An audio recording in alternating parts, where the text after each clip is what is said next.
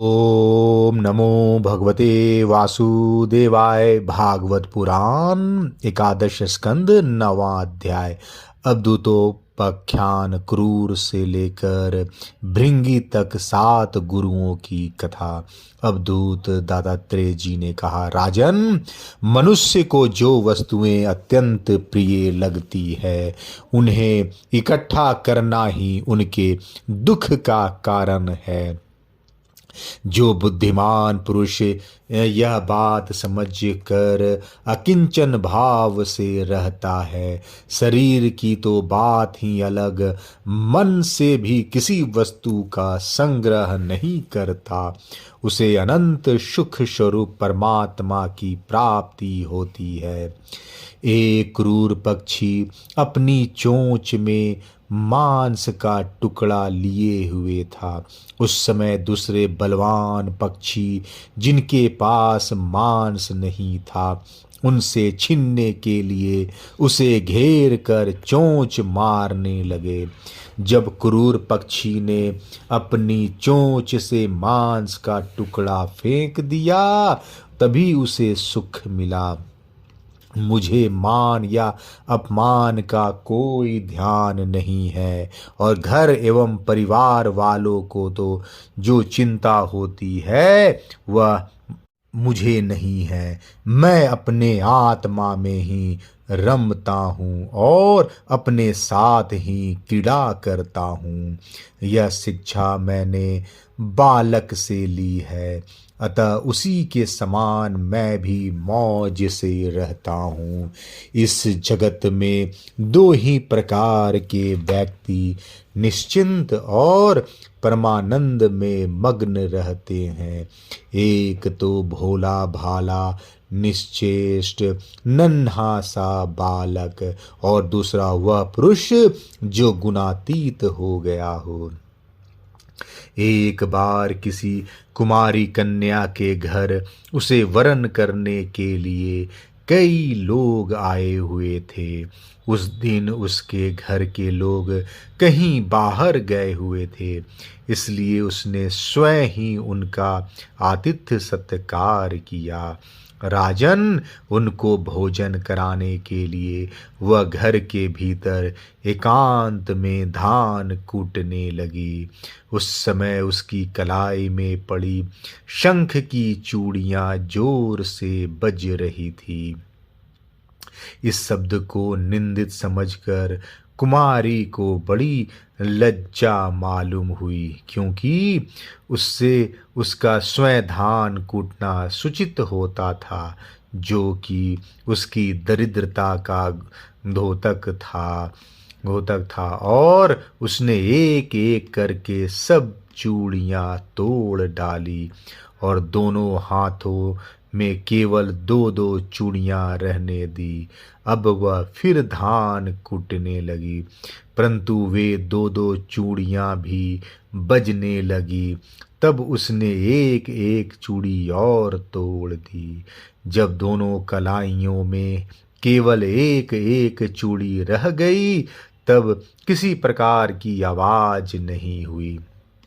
रिपुदमन उस समय लोगों का आचार विचार निरखने परखने के लिए इधर उधर घामता मैं भी वहां पहुंच गया था। मैंने उससे यह शिक्षा ग्रहण की कि जब बहुत लोग एक साथ रहते हैं तब कलह होता है, और 2 आदमी साथ रहते हैं तब भी बातचीत तो होती ही है। इसलिए कुमारी कन्या की चूड़ी के समान अकेले ही विचरना चाहिए। राजन, मैंने बाण बनाने वाले से यह सीखा है कि आसन और श्वास को जीत कर वैराग्य और अभ्यास के द्वारा अपने मन को वश में कर लें और फिर बड़ी सावधानी के साथ उसे एक लक्ष्य में लगा दें। जब परमानंद स्वरूप परमात्मा में मन स्थिर हो जाता है, तब वह धीरे धीरे कर्म वासनाओं की धूल को धो बहाता है। सत्व गुण की वृद्धि से रजोगुण और तमोगुनी वृत्तियों का त्याग करके मन वैसे ही शांत हो जाता है जैसे ईंधन के बिना अग्नि। इस प्रकार जिसका चित्त अपने आत्मा में ही स्थिर निरुद्ध हो जाता है, उसे बाहर भीतर कहीं किसी पदार्थ का भान नहीं होता।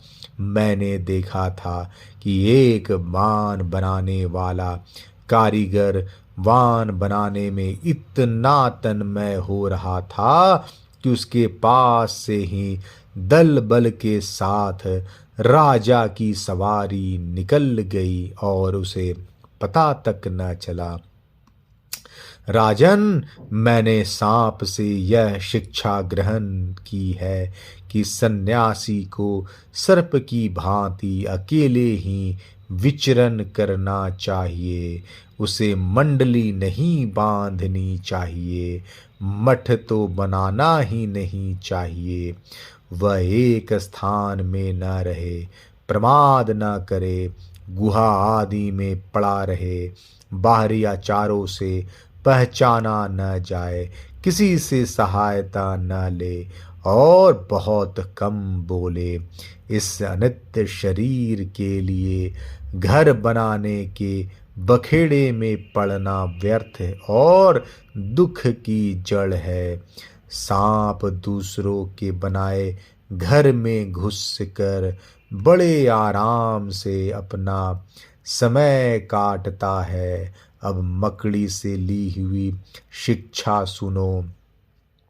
सबके प्रकाशक और अंतर्यामी सर्वशक्तिमान भगवान ने पूर्व कल्प में बिना किसी अन्य सहायक के अपनी ही माया से रचे हुए जगत को कल्प के अंत में प्रलय काल उपस्थित होने पर काल शक्ति के द्वारा नष्ट कर दिया।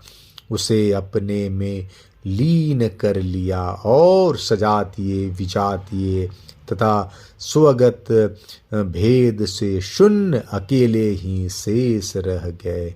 वे सबके अधिष्ठान हैं, सबके आश्रय हैं, परंतु स्वयं अपने आश्रय अपने ही आधार से रहते हैं। उनका कोई दूसरा आधार नहीं है।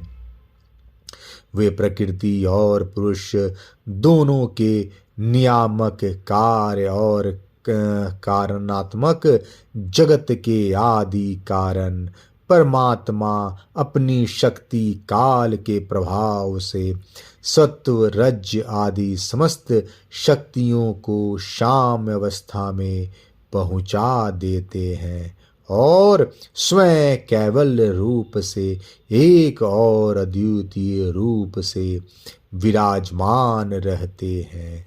वे केवल अनुभव स्वरूप आनंद घन मात्र हैं। किसी भी प्रकार की उपाधि का उनसे संबंध नहीं है। वे ही प्रभु केवल अपनी शक्ति काल के द्वारा अपनी त्रिगुणमयी माया को क्षुब्ध करते हैं और उससे पहले क्रिया शक्ति प्रधान सूत्र महतत्व की रचना करते हैं। यह सूत्र रूप महतत्व ही तीनों गुणों की पहली अभिव्यक्ति है। वही सब प्रकार की सृष्टि का मूल कारण है।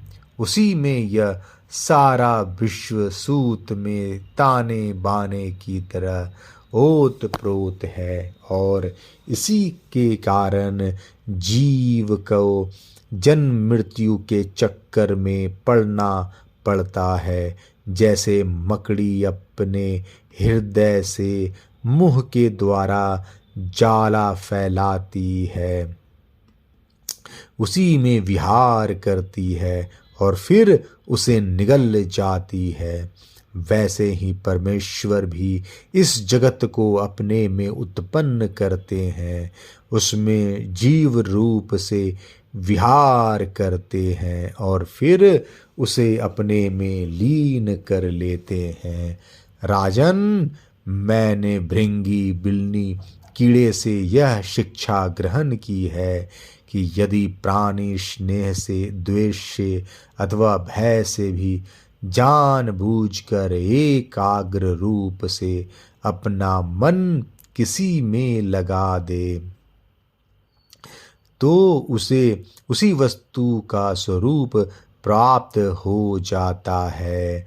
राजन, मैंने भृंगी एक कीड़े को ले जाकर जैसे भृंगी एक कीड़े को ले जाकर दीवार पर अपने रहने की जगह बंद कर देता है और वह कीड़ा भय से उसी का चिंतन करते करते अपने पहले शरीर का त्याग किए बिना ही उसी शरीर से तद्रूप हो जाता है। जब उसी शरीर से चिंतन किए रूप की प्राप्ति हो जाती है, तब दूसरे शरीर का तो कहना ही का। इसलिए मनुष्य को अब उन अन्य वस्तुओं का चिंतन न करके परमात्मा का ही चिंतन करना चाहिए, परमात्मा का ही चिंतन करना चाहिए। राजन, इस प्रकार मैंने इतने गुरुओं से यह शिक्षाएं ग्रहण की। अब मैंने अपने शरीर से जो कुछ सीखा है वह तुम्हें बताता हूँ। सावधान होकर सुनो।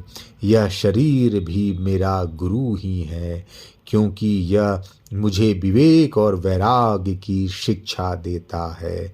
मरना और जीना तो इसके साथ लगा ही रहता है। इस शरीर को पकड़ रखने का फल यह है कि दुख पर दुख भोगते जाओ। यद्यपि इस शरीर से तत्व विचार करने में सहायता मिलती है, तथापि मैं इसे अपना कभी नहीं समझता। सर्वदा यही निश्चय रखता हूँ कि एक दिन इसे सियार कुत्ते खा जाएंगे, इसलिए मैं इससे असंग होकर विचरता हूँ। जीव जिस शरीर का प्रिय करने के लिए अनेकों प्रकार की कामनाएं और कर्म करता है तथा स्त्री, पुत्र, धन, दौलत, हाथी, घोड़े, नौकर, चाकर, घर द्वार और भाई बंधुओं का विस्तार करते हुए उनके पालन पोषण में लगा रहता है। बड़ी बड़ी कठिनाइयों सहकर धन संचय करता है। आयुष्य पूरी होने पर वही शरीर स्वयं तो नष्ट होता ही है, वृक्ष के समान दूसरे शरीर के लिए बीज बोकर उसके लिए भी दुख की व्यवस्था कर जाता है। जैसे बहुत सी सौतें अपने एक पति को अपनी अपनी ओर खींचती है, वैसे ही जीव एक और स्वादिष्ट पदार्थों की ओर खींचती है तो प्यास दूसरी ओर, जल की ओर, जनेंद्रियां एक ओर, स्त्री संभोग की ओर ले जाना चाहती है तो त्वचा, पेट और कान दूसरी ओर, कोमल स्पर्श, भोजन और मधुर शब्द की ओर खींचने लगते हैं। नाक कहीं सुंदर गंध सूंघने के लिए जाना चाहती है तो चंचल नेत्र कहीं दूसरी ओर सुंदर रूप देखने के लिए। इस प्रकार कर्मेंद्रियां और ज्ञानेंद्रियां दोनों ही से सताती रहती है। वैसे तो भगवान ने अपनी अचिंत्य शक्ति माया से वृक्ष, सरीसृप, रेंगने वाले जंतु, पशु, पक्षी, डांस और मछली आदि अनेकों प्रकार की रचनाएं रची, परंतु उनसे उन्हें संतोष न हुआ। तब उन्होंने मनुष्य शरीर की सृष्टि की। यह ऐसी बुद्धि से युक्त है जो ब्रह्म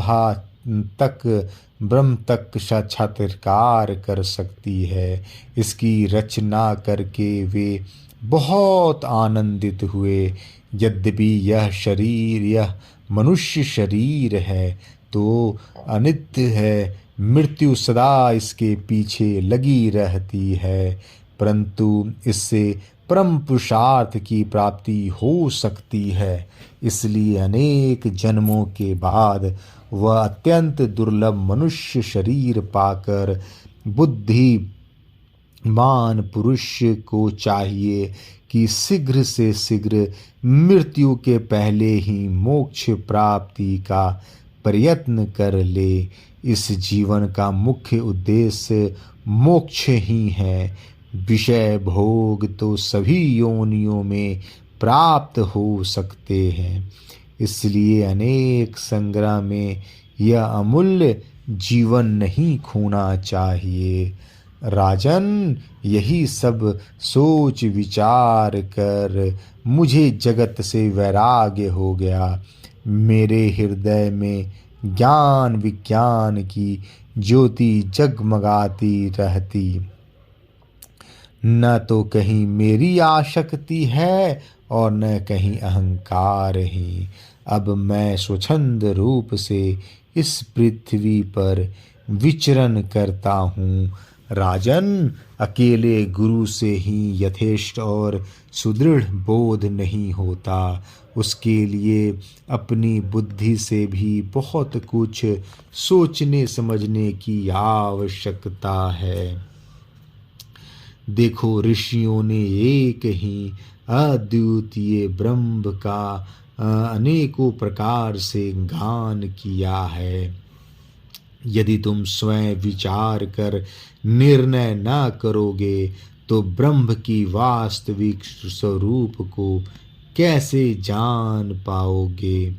भगवान श्री कृष्ण ने कहा, प्यारे उद्धव, गंभीर बुद्धि अवधूत दत्तात्रेय ने राजा यदु को इस प्रकार उपदेश किया। यदु ने उनकी पूजा और वंदना की। दत्तात्रेय जी उनसे अनुमति लेकर बड़ी प्रसन्नता से इच्छा अनुसार पधार गए। हमारे पूर्वजों के भी पूर्वज राजा यदु अवधूत दत्तात्रेय की यह बात सुनकर समस्त आसक्तियों से छुटकारा पा गए और समदर्शी हो गए। इसी प्रकार तुम्हें भी समस्त आसक्तियों का परित्याग करके समदर्शी हो जाना चाहिए। 9वां अध्याय समाप्त। जय श्री कृष्ण।